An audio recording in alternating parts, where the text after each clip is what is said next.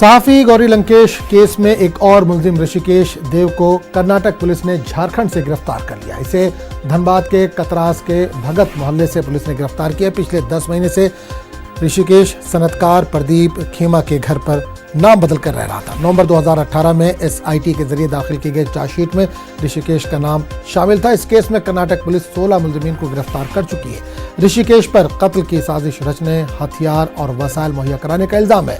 ऋषिकेश का राब्ता सनातन संस्था और झैली तंजीम हिंदू जन जागृति समिति से 5 सितंबर 2017 को सहाफी गौरी लंकेश का कत्ल हुआ था।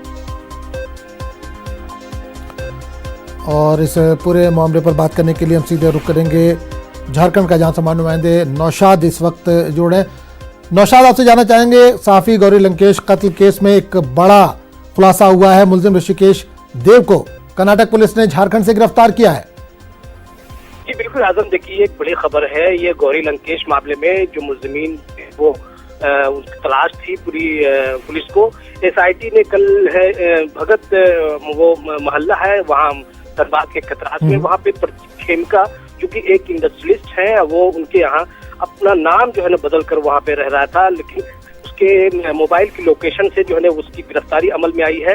राजेश जो की गिरफ्तारी के बाद हालांकि प्रदीप खेमका से भी जो है पूछताछ की गई है और मोहल्ले के लोग भी काफी सख्ते में हैं। प्रदीप खेमका भी को भी इस अंदाजा नहीं था कि ये इतना बड़ा जो है वो मुलजिम हो सकता है। लेकिन नौशाद, ये प्रदीप खेमका के घर पहुंचा कैसे, किस लिंक के जरिए, किस रिश्ते से वहां पर पहुंचा, इस ताल्लुक से कोई जानकारी मिल पा रही है? देखिए SIT जो पूछताछ में जो बात सामने आई है वो प्रदीप खेमका ने जो बताया है कि वो उसके एक जानने वाले थे। उसके कहने पे जो है ना इस शख्स को जो है रखा था।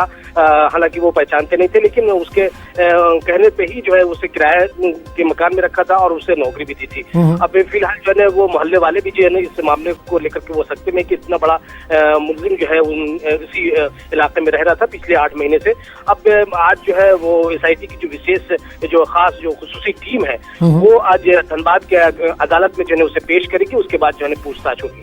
जी तो बिल्कुल, क्या उस पूछताछ के बाद उसे कर्नाटक लाया जाएगा, क्योंकि कर्नाटक पुलिस ने उसे गिरफ्तार किया है? इस ताल्लुक से कुछ जानकारी मिल पा रही नौशाद? जी अभी देखिए आज तो SIT जो स्पेशल जो टीम है खास तौर से इसके लिए लोकेशन के बुनियाद पे उसकी गिरफ्तारी अमल में आई है। तो कोर्ट में पेश करने के बाद उसे, चूंकि मामला जो है बेंगलुरु का है, तो जाहिर सी बात है कि वो उसे उसी बेंगलुरु को ले जाने की कार्रवाई जो है की जाएगी। अब यहाँ पे कोर्ट में अदालत से वो परमिशन भी ली जाएगी इस मामले में और उसके बाद ही जो है वो ले जाने का जो अमल है वो पूरा किया जाएगा। चलिए, बहुत बहुत शुक्रिया नौशाद इस तमाम जानकारी के लिए। तो नाज़रीन, आगे बढ़ेंगे दूसरी खबर